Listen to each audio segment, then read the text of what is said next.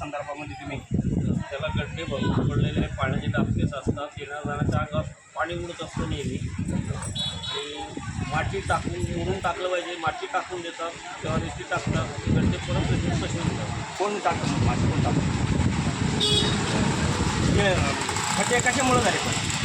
हे रोडाचं काम झालं, अगोदर ड्रेनेजचं काम झालं, त्याच्यानंतर त्यांनी भराव व्यवस्थित भरला नाही, त्याच्यामध्ये गड्डे जास्त झाले. काय नाव आपलं?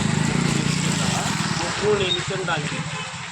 रस्त्याच्या संदर्भामध्ये हे रस्ते नगर परिषदेने गटारीचं पाईपाचं काम केल्यानंतर सगळे रस्त्यांना खड्डे पडलेले आहे आणि त्याच्यात चिखल साचून पावसामुळे चालण्यास सगळे म्हणजे येणं जाणं मुश्किल झालेलं आहे. त्याच्यात पण गाड्या वगैरे सगळं अगदी आमच्या दुकानाच्या समोर पाण्याचं डबकं साचलेलं आहे आणि आम्हाला लई तकलीफ होती, त्रास होती. काय नाव आपलं?